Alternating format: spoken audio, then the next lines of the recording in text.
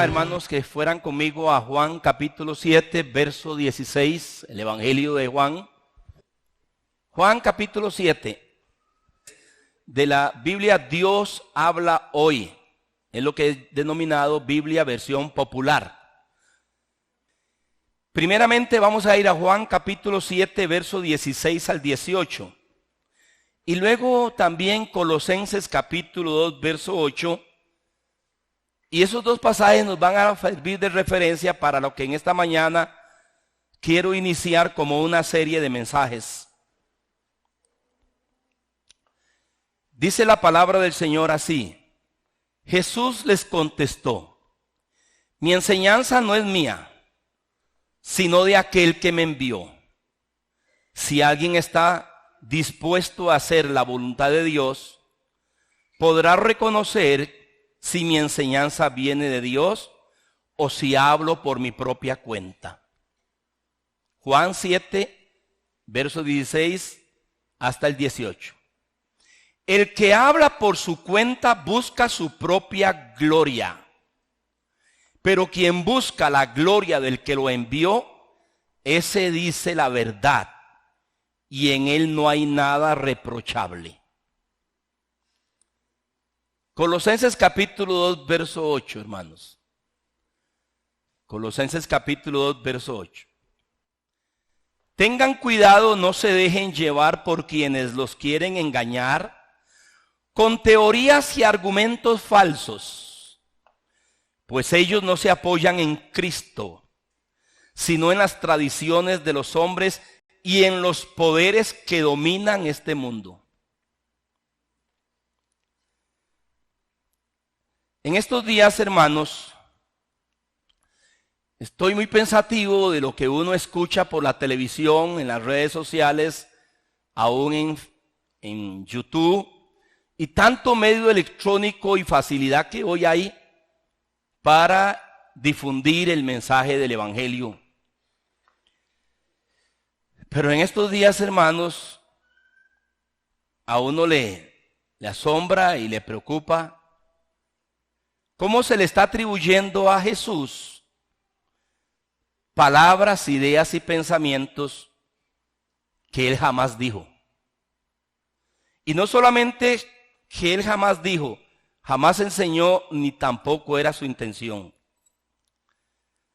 Usted va a ver que cada vez se utilizan más frases tomadas fuera de su contexto o de su intención original para afirmar alguna expectativa, para enseñar alguna proyección, meta o objetivo personal o algún otro deseo que se puede alcanzar. Y se le hace decir a Jesús cosas que jamás las dijo o que jamás fue la intención del escritor original del Evangelio al registrar eso sobre Jesús. Otro aspecto, hermanos, que muy continuamente se está utilizando es que se vale de Jesús y algunas de supuestas enseñanzas para promover eso, deseos y anhelos personales. Todo esto, hermano, ha sido algo incontenible, sumamente incontenible. Se ha venido presentando a Jesús como el que prospera. Se ha venido enseñando a Jesús como el que suple trabajo. Se ha venido enseñando a Jesús como el que cumple nuestros sueños, nos da éxito, expande nuestro negocio, nos mantiene saludables, cuida nuestras familias y cuida nuestros bienes. O sea, hermanos, que a Jesús hoy lo hemos degradado al nivel de el mago y la lámpara maravillosa. Ese es el Jesús moderno. ¿Se acuerdan cómo se llamaba el mago? Por ahí salió alguna película, Aladino y su lámpara maravillosa. Su servidor ha venido experimentando cambios, hermano, y transformación, y aprendiendo. Y doy gracias al Señor por la misericordia que Él ha tenido conmigo de poder tener un poquito de humildad y reconocer que debemos de corregir los errores cometidos. Los que son padres aquí y que van llevando bien y están viendo los frutos de esa familia que tienen, pueden entenderme lo que estoy diciendo. Porque si usted no hace cambios en la vida familiar y en la relación de sus hijos y todo ese proceso, no me puede decir que tiene una familia donde puede dar frutos. Todavía siguen cojeando con muchas calamidades. Hermanos, por eso es que miramos hoy en todo lo que es lo mediático, para usar una palabra, que la centralidad del señorío de Jesús y el propósito transformador de vida que Él viene a dar, ocupa un lugar ínfimo, un lugar irrelevante en la mente de los oyentes y de los creyentes. Entonces alguien hoy nace de nuevo, está contento porque nació de nuevo, es regenerado, ya sus pecados se fueron perdonados, ya es miembro del cuerpo de Cristo, ya tiene la vida eterna. Ahora sí, Señor, prepárese porque de aquí en adelante, pura bendición, solo bendición y nada más que bendición. Y empezamos a mandarle la lista de cómo tiene que ser ahora Él conmigo, porque ya yo nací de nuevo. Porque ya Él me perdonó pecados y ya eso es un asunto concluido. Ahora, Señor, este príncipe está listo para darle órdenes. No es así, hermanos. No es así. Entre hermanos sumergimos en las páginas de la palabra de Dios y sobre todo en los evangelios. Yo me sorprendo, hermano, los sutiles y astutos que no hemos vuelto, sobre todo en los púlpitos, en los micrófonos de radio y ante las cámaras de televisión. ¿Cómo hemos degradado? ¿Cómo hemos corrompido y torcido las enseñanzas evangélicas? Y entiéndase evangélicas, las enseñanzas de los evangelios en la persona misma de Jesús, registradas por Mateo, Marcos, Lucas y Juan. Por eso, hermanos, he creído conveniente que a partir de este domingo dedicarme por unos cuantos domingos a que caminemos en los 4 evangelios un buen rato, para ver si es cierto que lo que usted y yo a veces oímos y se nos dice, y aún usted y yo citamos, realmente Jesús dijo esas cosas. Jesús y su mensaje. Hoy en la radio precisamente venía viendo y le digo a mi esposa, vea este predicador lo que está preparando el ambiente. Y dio una definición de una palabra y qué significa esa palabra. Y en esa definición que dio, él termina la definición con una palabra que es de las más lindas hoy en día: prosperidad. Le digo, vea la definición que dio este pastor, solo para introducir, y véalo, ya él empezando el mensaje, ya apuntó hacia dónde quiere dirigir a la iglesia. ¿De qué los quiere convencer este pastor a toda esa multitud que lo está escuchando? De que ellos deben de ser prósperos. Ese no es el mensaje de Jesús, hermanos. Y se lo voy a demostrar con la Biblia. Ese no es el mensaje de Jesús. Que seamos sutiles, que saquemos pasajes convenientes bajo nuestro criterio e intención solapada, es diferente. Pero eso jamás Jesús enseñó nada de eso. Permítame compartirles algo, hermanos. Algunos lo saben, otros quizás no lo saben, pero usted va a recibir una pequeña información como introducción ahora y entrar en lo que yo quiero hoy, un mensaje introductivo. En los años 70, el evangelio empezó a ser predominante en Latinoamérica. Ya había desde los 50 un cierto fluir y en los 60. Pero en los 70 fue un auge maravilloso, sobre todo del evangelio más abierto, más espontáneo, de mayor vida, más dinámico. Y se dio en los ámbitos que se han denominado pentecostales. por lo que sucedió en Pentecostés, la obra del Espíritu Santo, ser más abiertos a la obra del Espíritu Santo, y no está mal, está bien, la Biblia enseña eso. Se inició con esto, hermano. Yo fui parte de una carpa donde se llamaba Cruzada de Sanidad Divina o Campaña de Sanidad Divina. Todo desde Argentina hasta México, las grandes carpas de los misioneros y evangelistas, en su mayoría americanos, venían con ese evangelio, el evangelio de milagros y de sanidad. Y yo fui parte de eso. Había un distintivo en ese mensaje de sanidad divina y de milagros: la obra y persona de Cristo trabajando en las vidas. Eso no hay que desameritarlo, porque Cristo era central ahí.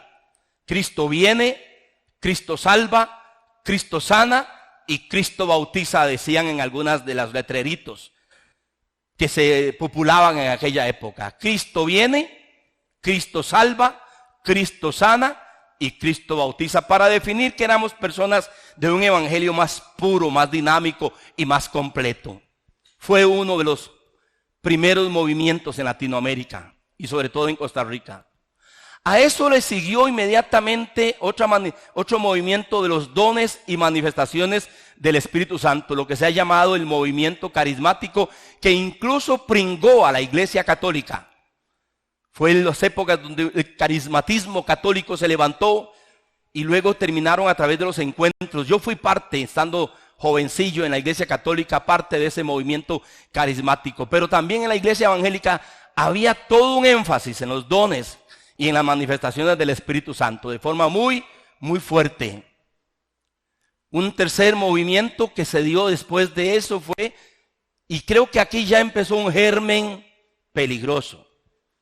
En los 80, 85, empezó a entrar el movimiento de Kenneth Hagin, y se llama el movimiento de palabra de fe, del cual yo también fui parte en esos años. Yo fui al seminario menor en Tres Ríos, ahí habíamos 500 pastores que fuimos adiestrados por el ministerio de Kenneth Hagin de Estados Unidos, vinieron acá. Y ese se llamaba el ministerio de la confesión positiva o palabra de fe. Ahí ya empezó un germen, empezaron a ver que había que declarar la palabra, y ese fue un movimiento muy fuerte, de tal forma que había que negar que estábamos enfermos, que había que negar la realidad, porque Dios oye tus palabras y según como usted habla, usted bloquea a Dios. Si usted no habla bien, usted contrista a Dios. Dios no puede trabajar en usted si no tiene una mente positiva, un lenguaje positivo, si no declara que usted está sano, que soy rico, que soy próspero. Hay un profeta que dijo algo, el profeta dijo: diga el débil, fuerte soy. Pero usted tiene que ver el contexto en el cual el profeta está hablando ahí de ese pasaje. Pero le dice al débil, diga fuerte soy. San Pablo dice: todo lo puedo en Cristo que me fortalece, precisamente de circunstancias adversas que nos vienen a debilitar. Pero la confesión positiva no era eso, era más que eso. Era un asunto filosófico, era un asunto más del pensamiento positivo. Era más un asunto de lo que promueve la ciencia cristiana: la negación de la enfermedad, la negación de la adversidad, la negación del mal. Ese concepto de confesión positiva que surgió en los 80 tiene sus raíces, hermanos, en movimientos filosóficos de Oriente. Eso no se investigó, sencillamente se buscaban pasajes bíblicos que calzaran con lo que supuestamente era confesión positiva que a Dios le agradaba. Ese movimiento, hermano, prácticamente fue lo que dio lugar al que sigue: el movimiento de la teología o el evangelio de la prosperidad. Ese sí se vino a pasear en la sopa. Yo también fui parte de ahí, hermanos. Y efectivamente, ahorita les voy a explicar. Hay algo en cada uno de esos aspectos que está en la palabra de Dios. Pero la teología de la prosperidad fue el esfuerzo, hermanos, porque la cristiandad en su mayoría era una cristiandad de pobres, de gente analfabeta, de gente inculta. Había ese estigma de que el evangelio solo lo abrazaban los analfabetos, la gente de baja condición, de condiciones sociales muy paupérrimas. Cuando estos movimientos surgen, recuerde que Latinoamérica está lleno de dictaduras y está lleno de guerrillas también. Centroamérica estaba lleno de guerras civiles internas y Suramérica también. Había mucha desestabilización en lo político, en lo social y en lo militar. Había más caos del que tenemos hoy, en los años 70, 80, en nuestra Centroamérica, Latinoamérica. Y todo eso eran terrenos fértiles porque la gente quería salir de ahí. Entonces, estas cosas venían a llenar expectativas, vacíos que se habían creado socialmente. Entonces, muy interesante, hermano. Está muy ligado a las condiciones sociales, económicas, educativas de un pueblo, de una nación. Todo esto viene a llenar ese vacío, porque te da vida, porque te da expectativa, te da esperanza. Entonces es parte de una condición social, o sea, la condición social de la población latinoamericana fue el caldo de cultivo para este tipo de movimientos. Que bíblicos, sí, ahorita les explico. Bíblicos, pero note cómo empiezan con algo que es lindo en sanidad divina. Y fue el tiempo de mayor salvación en Latinoamérica. Su servidor, hermano, fue de esa cosecha de los 80. Yo agarré un poquito la cola, que realmente fue desde los 70 que empezó la cosecha de mayor crecimiento. La gente, las iglesias, las carpas, las casitas, en las cabañas, estaba lleno de gente. Había una hambre por Dios. Pero ahí empezamos. Entonces se mete confesión positiva. Eso le da lugar a la teología de la prosperidad que ha sido, hermano, se ha diseminado. Las iglesias están llenas de esto. Los mensajes están llenos de esto. Están cargados de esto. Está la motivación. Esto es como el derrotero que hoy nos marca en el ministerio. Y la gente quiere salir al ministerio. Te ve grupitos levantándose. Y este es el mensaje central. Los cantos, muchos de los cantos están llenos de ese tipo de teología. De la prosperidad.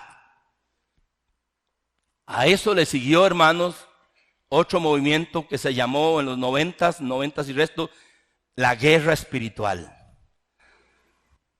Fueron movimientos, hermanos, donde se salía a las ciudades, se escribió mucho cómo poseer ciudades. Había algo que se llamaba cartografía espiritual, discernir dónde hay principados, discernir dónde hay potestades, discernir dónde hay huestes de maldad, discernir dónde, en qué barrios, en qué casas, en qué familias, en qué localidades, en qué naciones cierto tipo de principado gobierna. Todos esos libros, yo llené mi biblioteca de esos libros y fui a congresos sobre la guerra espiritual, cosa que con el tiempo se volvió más bien místico.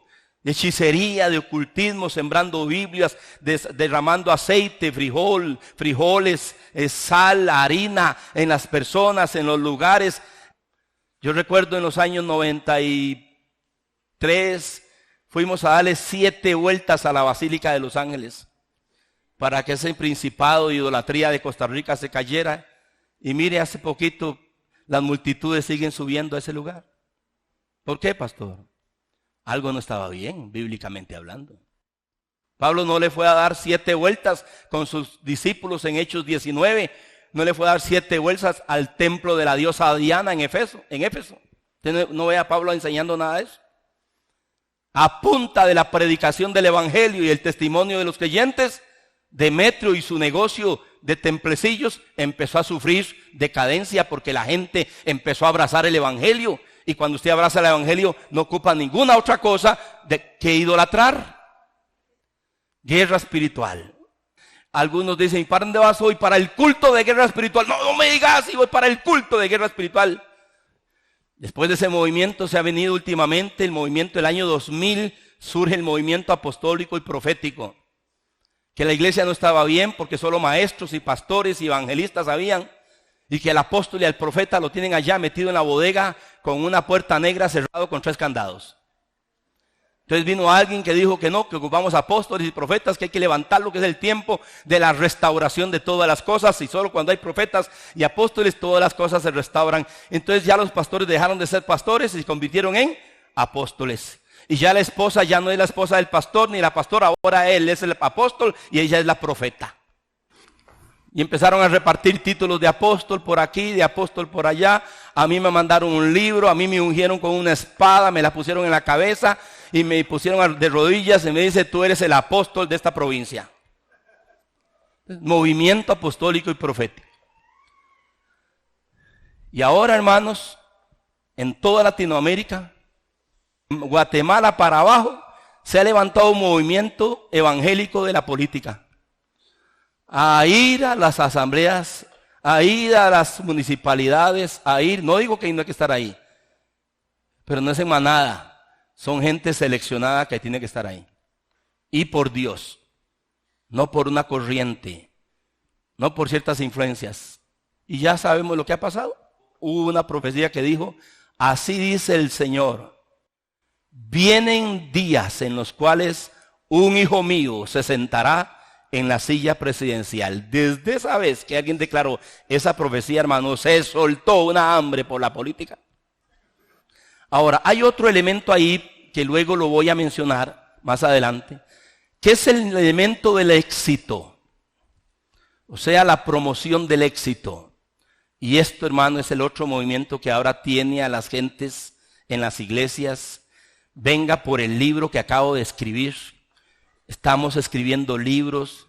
Tenemos servicios con una dinámica pero tan materialista, tan efusiva, de pensamiento positivo. O sea, ya ahora sí se desbordó el asunto. Es impresionante este tipo de línea y muchos pastores están abrazando esta corriente al punto que se usa un texto bíblico y luego diga todo el resto lo que quiere decir. ¿Hay palabra de Dios que respalda eso? Creo que sí. Promueve una verdad parcial de las Escrituras. No olviden esto, hermano. Todo esto que usted ve ahí al frente promueve una verdad parcial porque sí, la Biblia enseña de sanidad divina. La Biblia habla de milagros. Yo tengo un Dios de milagros. ¿Cuántos tienen un Dios de milagros? Yo tengo un Dios de milagros.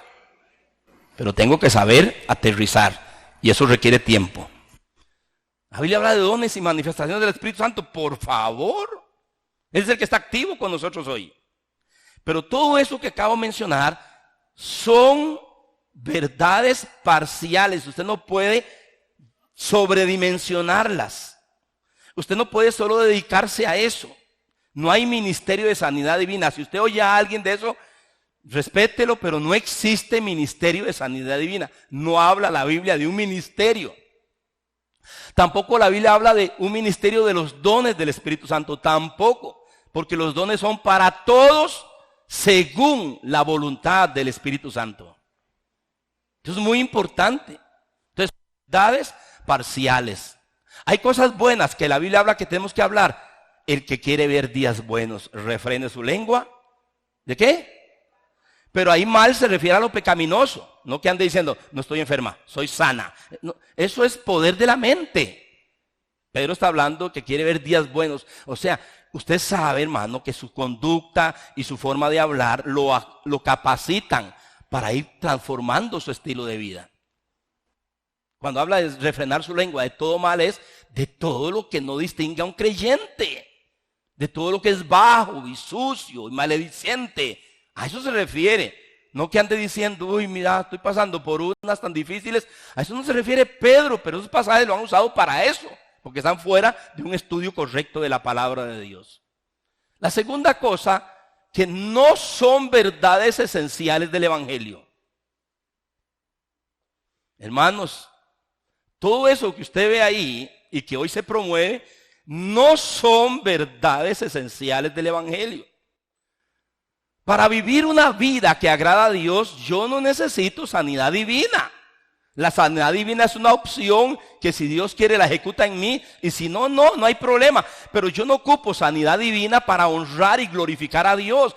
Yo no necesito una vida llena de prosperidad para honrar a Dios. Yo no necesito andarme peleando con demonios para honrar a Dios. Yo no necesito un lenguaje positivo para honrar a Dios.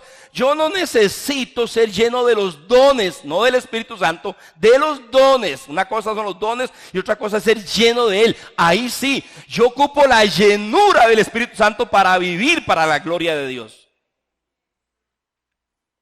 Vea la diferencia que acabo de hacerles. Yo no ocupo, hermano, estar bajo la cobertura, entre comillas, de un apóstol o profeta para vivir para la gloria. No son verdades esenciales del Evangelio. Yo no ocupo tener grandes sueños en esta vida para vivir para la gloria de Dios. Por favor, hermanos. No es nada de esa enseñanza que usted oye hoy, es esencial. No son verdades fundamentales, esenciales del evangelio. Eso no es evangelio. Nada de eso. Pastor, pero yo vi un pasaje. Vi un pasaje. Usted vio uno, yo veo 10. Y los que se le están viniendo a la mente a usted, ya yo los conozco. Pero yo conozco todo lo que encierra, el resto que encierra ese pasaje que usted sabe. Esa es la diferencia, hermanos, entre conocer un pasaje y conocer el todo donde aparece ese pasaje. Y de eso luego hablaremos.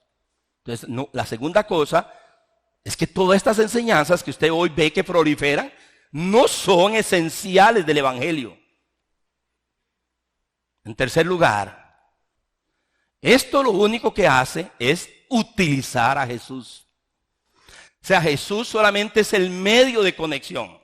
Para que usted no se asuste. Para que usted le suena, ay sí, mencionaron a Jesús. Pero es una mención como un medio para utilizar y hacerle creer a usted que eso lo habló Jesús, no hablándolo Jesús. Entonces, nada más utilizan a Jesús. A través de estas enseñanzas, Jesús es el comodín. Jesús es como la perita que se le pone al pastel, ¿verdad? La cereza. Para que la gente diga, uy, qué lindo Jesús. Incluso usted póngase a ver algunos que predican en la televisión y luego hacen un llamado. ¿Quién no va a querer venir a Cristo después de un mensaje de prosperidad? Pero usted y yo vamos a caminar en las páginas de los evangelios a ver si así es como cantaba el gallo. Entonces utilizan a Jesús. Y por último, su fin esencial en esta serie de enseñanzas, hermanos, que hoy proliferan, que dominan lo mediático, que dominan los púlpitos, que dominan los libros que se escriben. Ojalá que usted no ande haciendo ricos a otros comprando libros. Usted lo que ocupa es leer la Biblia, el libro de los libros. Su fin esencial no es establecer el señorío de Jesús. Nada de esto, hermano. Todo esto, si usted lo ve, solamente son beneficios. Solamente son plataformas para yo lograr poder, comodidad, bienestar, salud o popularidad. Pero no son movimientos que entronan a Jesús, que revelan el señorío de Jesús. Y de eso es lo que hoy quiero hablar, porque quiero llevarlos a la palabra. ¿Vio los pasajes que leí? Ahora, póngale a eso Juan capítulo 7, del 16 al 18. Y Colosenses capítulo 2, versículo 4 y versículo 8, porque el 4 también tiene que ver con el 8 en Colosenses. Esto es lo que tenemos. Y voy a decirle algo más, porque falta el último movimiento, que es el movimiento del business success. Business success, o sea, éxito comercial, o éxito en los negocios, o éxito de la vida. Este es el otro movimiento que ya se metió en la iglesia. Hermanos amados, esas 4 razones son sumamente sólidas. No conducen a Cristo. No establecen el señorío de Cristo. Y no fue el mensaje de Cristo. Voy a usar hoy 5 ejemplos.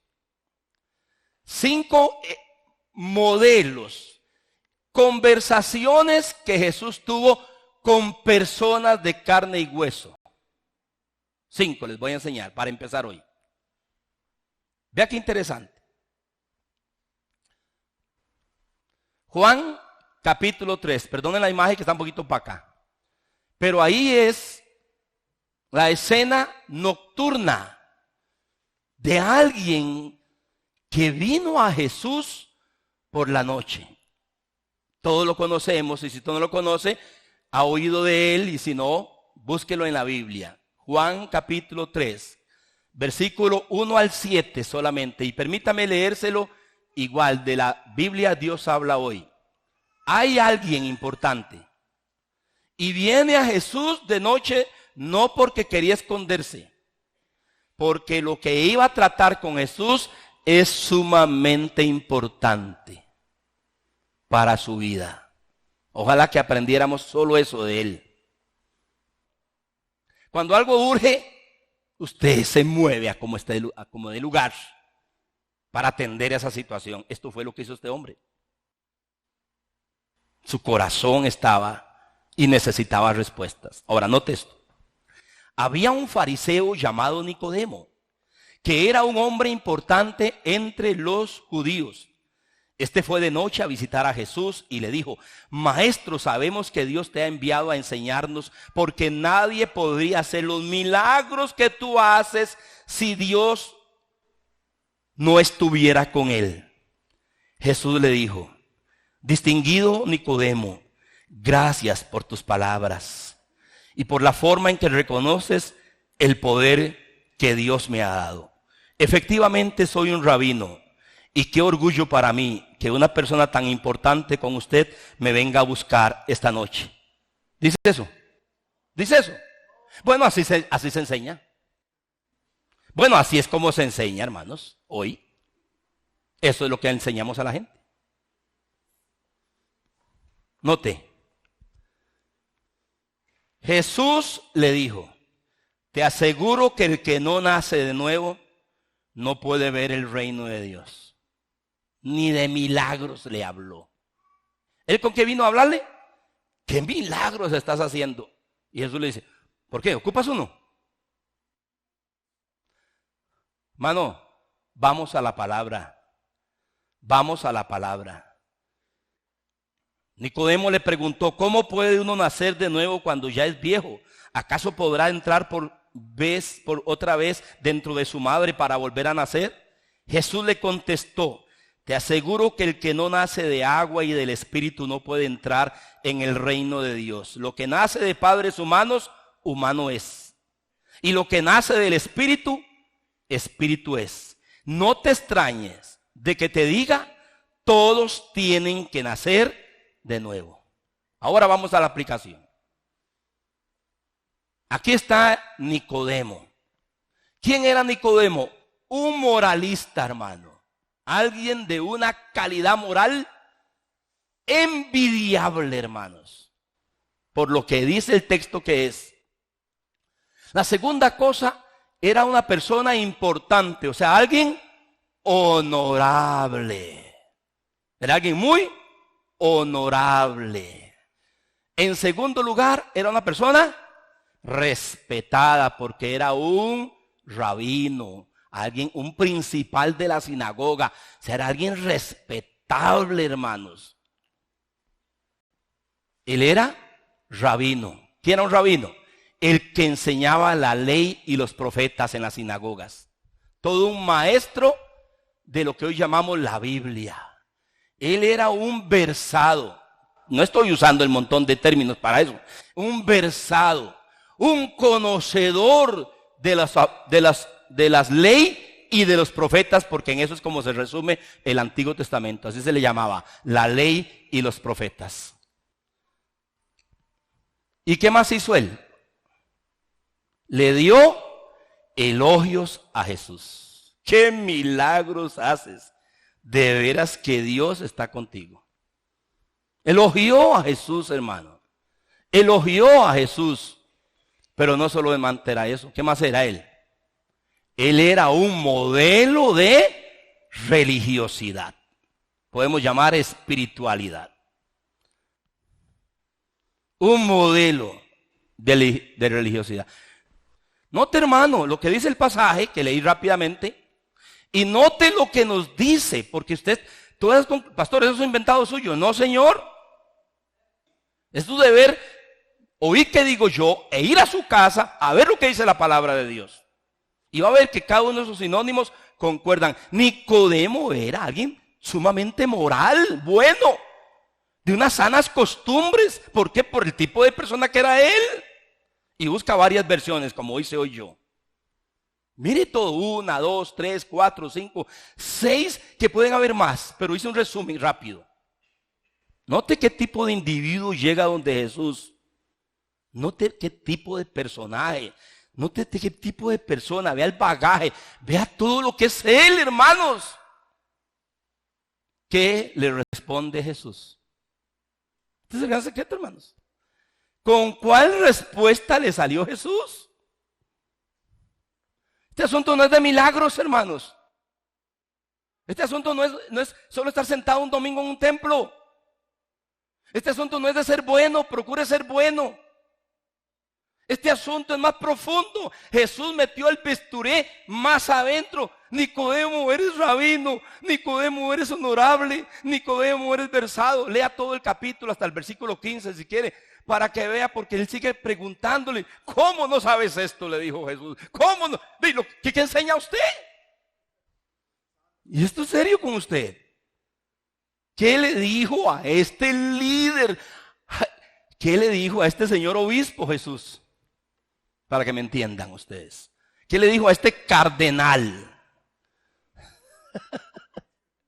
¿Qué le dijo a este arzobispo judío? ¿Qué le dijo? Para que me entiendan en nuestro entorno en el que vivimos. ¿Qué le dijo? Qué excelente, Nicodemo. Te animo a que sigas así. Gracias por tus palabras, Nicodemo. Me honras con tu visita. Además, voy a tenerlo presente. Cuando ocupes un milagro, nada más vienes. Estos son nuestros lenguajes hoy. De eso no habló Jesús, no le importa, Él no vino a eso. Aunque te parece que es eso lo que dicen los evangelios que hacía Jesús nada más. Tienes que nacer, hermano y hermana, joven, señor, señora, señorita, todo mundo aquí. Usted necesita nacer de nuevo. Y más si ha nacido en la iglesia evangélica. Necesita nacer de nuevo. Esto no es de ser bueno, o no beber, o no fumar, o no ser drogadicto, y no decir malas palabras. Esto es de nacer de nuevo. Tienen que nacer de nuevo. Y eso solamente sucede cuando reconozco mi condición pecadora, vil y mala. Ah, no, pastor. Ya hablamos. Te es necesario nacer de nuevo. Mire a quién se lo dice, pero por Dios, ¿a quién se lo dice? Nunca negoció Jesús con su mensaje, ni con su misión. No lo hizo Él. Primer ejemplo, vamos rápido. Segundo ejemplo, hermanos, todos lo conocemos. Capítulo 4, hermanos, permítanme leerlo rápidamente, del verso 3 al verso 14. Segundo ejemplo. Cuando Jesús lo supo, salió de Judea para volver a Galilea. En su viaje tenía que pasar por la región de Samaria, de modo que llegó a un pueblo de Samaria que se llamaba Sicar, cerca del terreno que Jacob había dado en herencia a su hijo José. Allí estaba el pozo de Jacob. Jesús, cansado del camino, se sentó junto al pozo. Era cerca del mediodía, o sea, estaba caliente. 11:30 de la mañana, 11:45 de la mañana. En eso una mujer de Samaria llegó al pozo a sacar agua y Jesús le dijo, dame un poco de agua. Pero como los judíos no tenían trato con los samaritanos, la mujer le respondió, ¿cómo tú, siendo judío, me pides agua a mí que soy samaritana? Jesús le contestó, si supieras lo que Dios da y quién es el que te está pidiendo agua, tú le pedirías a Él y Él te daría agua viva. La mujer le dijo, Señor, ni siquiera tienes con qué sacar agua y el pozo es muy hondo. ¿De dónde vas a darme agua viva? Nuestros antepasados, Jacob nos dejó este pozo, del que él mismo bebía y del que bebían todos sus hijos y sus animales. ¿Acaso eres tú más que él? Jesús le contestó, todos los que beben de esta agua volverán a tener sed. Pero el que beba el agua que yo le daré, nunca volverá a tener sed, porque el agua que yo le daré se convertirá en él en manantial de agua que brotará dándole vida eterna. Y el diálogo sigue con ella, porque después de esto ella le dice, me pareces que eres profeta. Pues el que habla contigo es. Y luego hablan de la adoración del monte y del templo. Ella sabía de profecía. Note esta mujer, hermanos. Es lo que nosotros hemos denominado como ¿quién? La samaritana. Y solo 3 cositas voy a decir rápido en base a ese pasaje. Número 1, ¿quién era la mujer samaritana? Era una mujer discriminada, porque los samaritanos eran odiados por los judíos porque era una mezcla de raza. Habían sido mezclados. Segunda de Reyes está la historia de esa mezcla. Eran discriminados. Una mujer, por tanto, discriminada. Y en ella era doble. Porque cuando Jesús le dice, ve y trae a tu marido, y ella le dice, no tengo marido, le dice, es correcto lo que le has dicho, porque 5 has tenido, y el que ahora tienes no es tu marido. Significa que vivía, así usemos un término decente, vivía en unión libre. Todo eso genera un estigma sobre ella. Todo eso genera un estigma de dignidad, de honor, de valor. Solo hay que ser mujer en esa condición para entender lo que se está hablando. Por eso él la alaba, le dice, verdad has dicho, que el que tienes no es tu marido, porque ya has tenido 5 que eran maridos, en unión libre. Ahora, ¿a qué hora llegó Jesús al pozo? Casi al mediodía. A esa hora las mujeres jamás iban a sacar agua. Las mujeres iban temprano en la mañana, según la tradición y costumbre judía. Ella llegó a esa hora porque era una mujer estigmatizada por el resto de las hermanas devotas, y devotas hasta la rodilla. Tenga cuidado, hermanita, que hay mucha tela que hablar y que cortar. Religiosa. Mire cómo vivía. ¿Por qué religiosa? Por la forma en que habla con Jesús. Vaya a su casa y lea la historia bien. Ella conocía, y conocía más que muchos de los que estamos aquí sentados. ¿Sobre qué? Sobre profecía. Ella conocía sobre el Mesías. Ella conocía sobre los lugares santos. Ella conocía sobre Jacob. Ella conocía de historia sagrada desde el Antiguo Testamento. Era una mujer versada, pero su estilo de vida. Ven, hermanos. ¿Qué le dijo Jesús? Ve a la oficina de la mujer y reclama tus derechos. Empodérate. Esto es lo que estamos hablando en estos días. Señora, señorita, usted lo que ocupa es el pañuelito celeste, el pañuelito verde, el pañuelito rosado, la gorra blanca, la gorra anaranjada, la camiseta blanca, la camiseta de la paloma, la camiseta de la cruz. Hermanos, es impresionante todo lo que tenemos en el INAMO. ¿Cómo estaba esa mujer por dentro? Y esta es la primera que estoy citando. Es la primera que les estoy citando hoy. Juan 4. ¿Qué le responde Jesús? ¿Qué le responde Jesús, por Dios? Si conocieras el don de Dios. No dice si conocieras la oficina de la mujer. Si conocieras el don de Dios.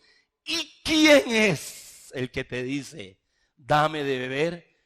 Tú le pedirías y él te daría. Hermanas y hermanos, ¿sabe qué ocupamos todos los que estamos aquí? Agua viva todos los días. El agua de la vida de Cristo. El agua de la vida. Hay que regresar al Evangelio. Yo sé que sus uñas son muy lindas y que duran 1 hora en su manicure, en su pedicure y todo el arreglo que le hacen para venir el domingo. Yo sé eso.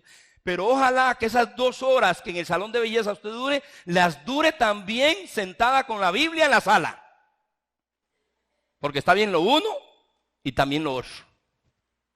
Pero espero que seamos equitativos. Pero ojalá que sea equitativo con su tiempo en la palabra y en la fuente de agua viva. Tú le pedirías y él te daría agua viva. Y en el verso 14 dice, y brotará de ti una fuente que saltará para vida eterna. Jesús no vino para ayudarle a esta mujer en su dignidad. Jesús vino para darle vida y vida eterna.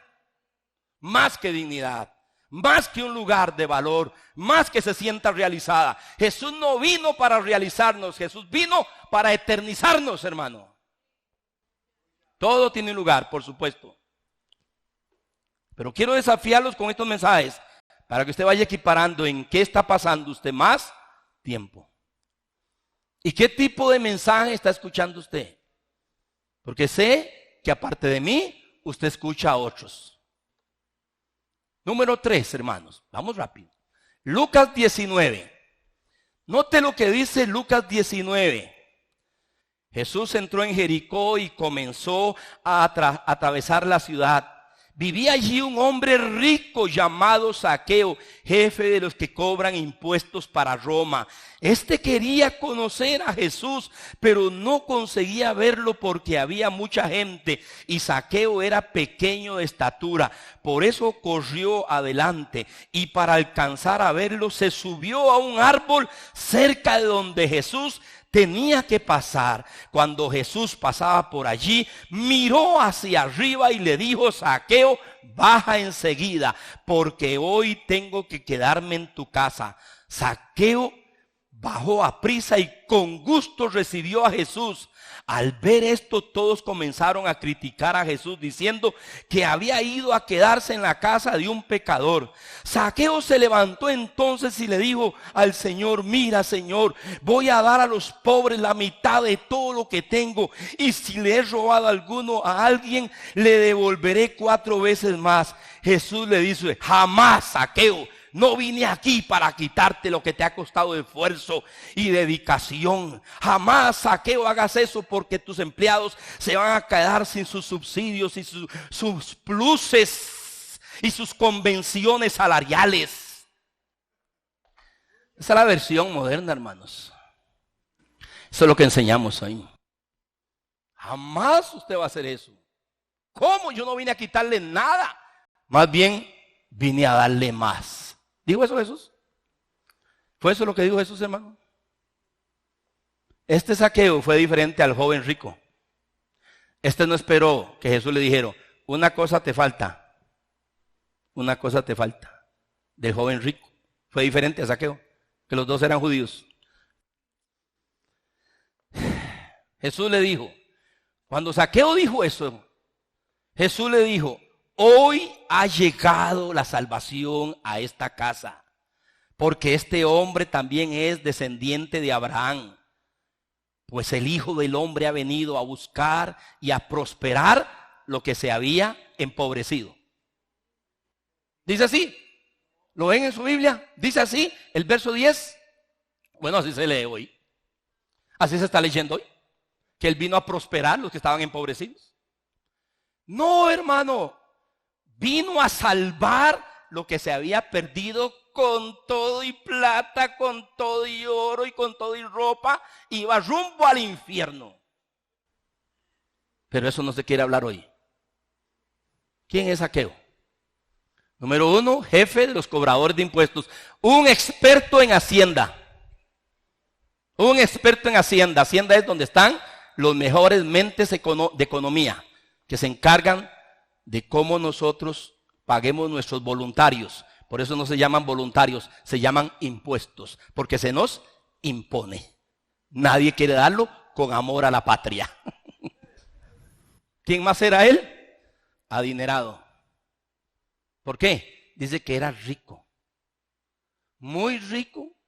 ¿Qué significa esas dos componentes? Que era un experto en economía y finanzas, hermano. El hombre era un cerebro en asuntos financieros. Era chiquitico, chiquitico, como la película. Pequeño pero peligroso para los bolsillos de los demás. El hombre sabía manejar. Era adinerado. Era un experto. Era pequeño de estatura. Pero, dígalo, era un fraudulento. ¿Por qué, pastor?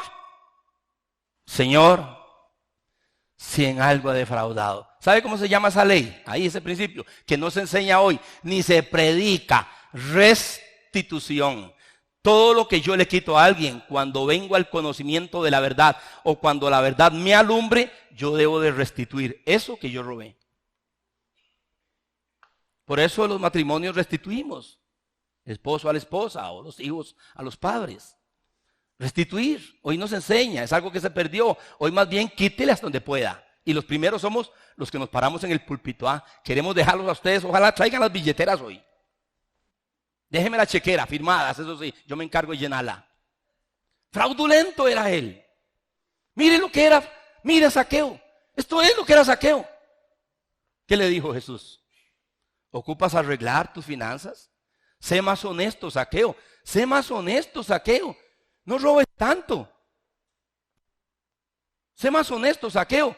Sé más equilibrado. Disimule más. Sea más cuidadoso. ¿No dijo eso, hermanos? ¿Qué le dijo Jesús? Volvemos al capítulo 19. ¿Qué le responde Jesús? Estamos respondiendo. ¿Qué le responde Jesús? Hoy es necesario que yo pose en tu casa. Y cuando se manifestó el arrepentimiento acompañado de conversión, dos cosas, hermanos, se vieron inmediatamente en Zaqueo. Dos cosas, arrepentimiento y conversión. Cuando ese hombre se arrepintió, y ¿cómo sé, pastor? Cuando dijo lo que dijo, se los devolveré 4 veces. Porque él aceptó que él había defraudado, robado. ¿Y qué le dijo Jesús? Hoy ha venido la prosperidad a esta casa. Prosperado, bendecido y en victoria. Saqui. No, hermano. No, señor. No, señor. Lo que menos le importó a Jesús fue la parte financiera de Zaqueo.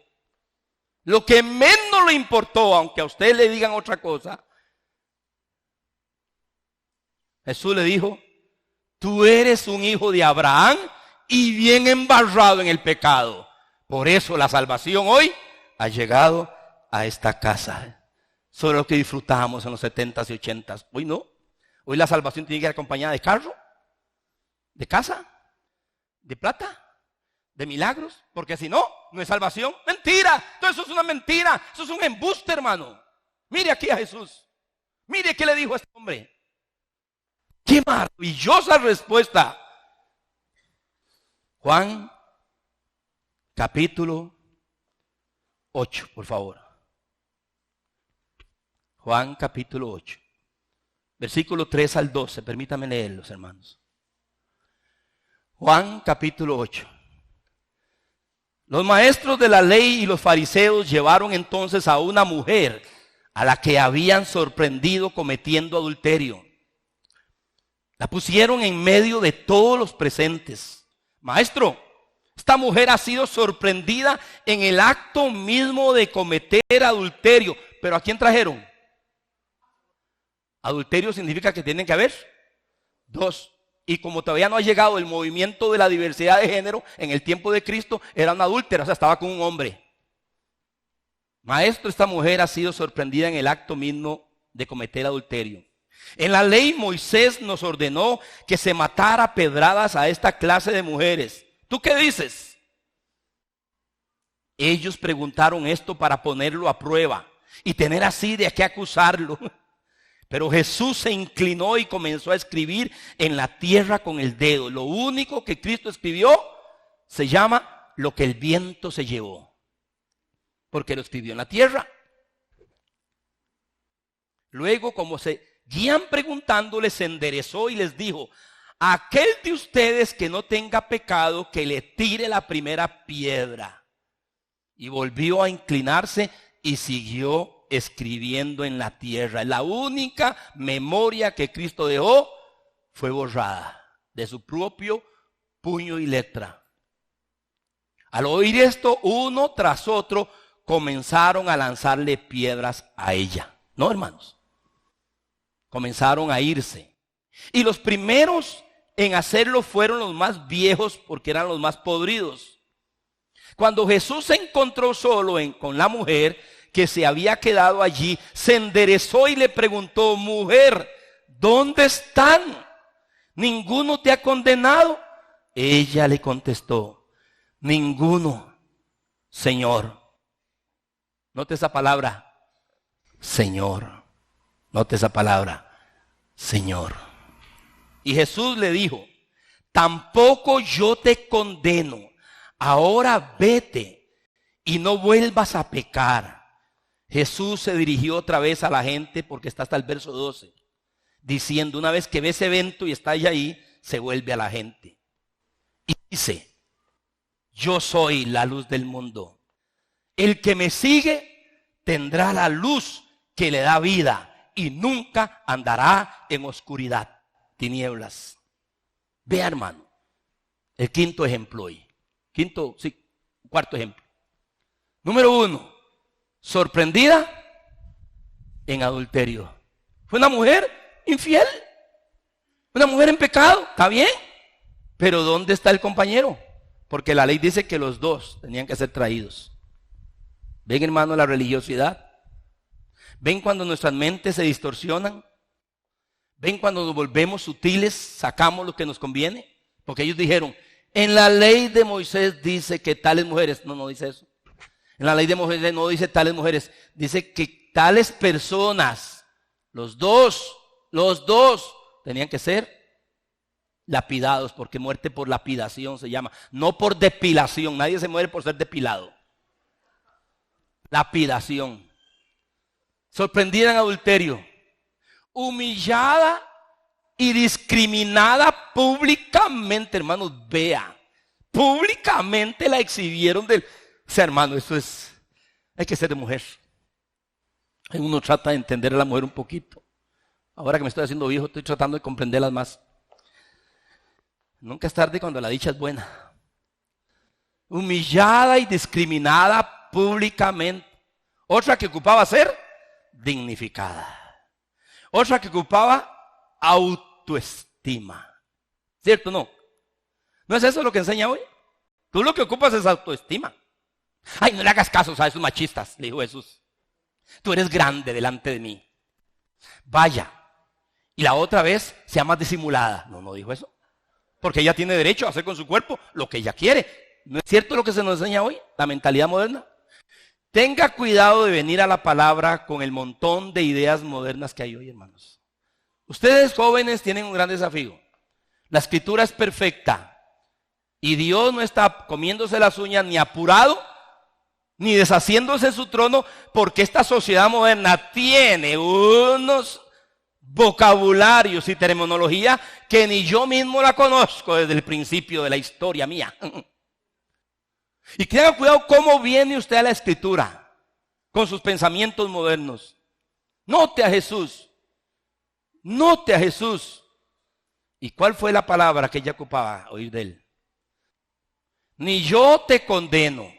Vete, no peques más. Yo soy la luz del mundo. Y el que me sigue no andará en tinieblas, sino que tendrá la luz de la vida. Hermanos, hay algo en el mensaje evangélico que no lo hemos entendido totalmente con claridad. El evangelio en sí solo y las palabras de Jesús en sí solas tienen todo el poder para dignificarnos, levantarnos, ubicarnos, pero bajo la lupa de las ordenanzas de Dios, no bajo las interpretaciones y bajo los criterios y bajo los conceptos modernistas nuestros con los que venimos a deducir cierto pasaje. Jesús no dignifica a la mujer, Jesús salva a la mujer de su pecado. Y cuando una mujer entiende su salvación, entiende la dignidad que tiene, no como mujer, como hija de Dios. Porque lo que las mujeres ocupan es ser hijas de Dios, no más institutos de la mujer, no más leyes a favor de ellas. Esto nadie lo va a parar. Lo único que va a parar es que la mujer se vuelva a Cristo con toda su alma y nazca de nuevo y descubra que hay lugares, que hay ambientes, que hay personas, que hay sitios y que hay situaciones donde ya ella no debe de estar, porque es una hija de Dios. Esto no es el derecho del cuerpo. Este no es el poder que tengo para hacer conmigo lo que yo quiero. Esto no es de empoderamiento. Esto es de nacer de nuevo. Ni yo te condeno. No hay condenación para el que está en Cristo Jesús, no en el INAMO, no en algún grupo de activistas feministas, no en alguna red social donde nos escribimos y nos animamos. ¿Y cómo me ves cómo estoy con este cuerpo? ¿Y cómo me ves con esta cirugía que me hice? ¿Vieras cómo me ha ayudado este cuerpo en Facebook? ¿Vieras cómo me ha ayudado este grupo de Instagram? ¿Vieras cómo me ha ayudado este equipo que tengo en Twitter? Nos animamos unas a otras, nos dignificamos. No, Señor, usted lo que ocupa es salir de esos lugares de chisme, de murmuración, de mundo bajo y encontrar quién es Jesucristo para tu vida. Esto es lo que vio Jesús aquí. 4 ejemplos, hermano. Nicodemo. Segundo ejemplo, la mujer samaritana. Tercer ejemplo, Zaqueo. Y cuarto ejemplo, y todos extraños lo que nos dice la Biblia. Solo eso pasó en esa época. Era gente con ese tipo de problemática, porque ya hoy nosotros no. No, Señor. No, Señor, lo que acabo de decirles yo, se vive en los hombres y se vive en las mujeres. Es lo que es el pan de cada día hoy. Ahorita, mire aquí la petición que tengo. Vea la petición que yo tengo aquí hoy. Y lo vamos a hacer. Favor, orar por Alison. Solo un nombre. Una joven de 16 años que tiene ansiedad, depresión, ataques de pánico. Pero me dijeron una frase clave. Ya ella rindió su vida al Señor. ¿Qué ocupa ahora? Hablarle de prosperidad.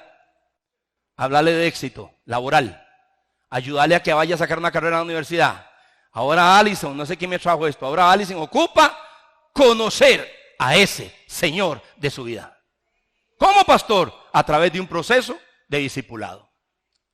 No ser dominguera.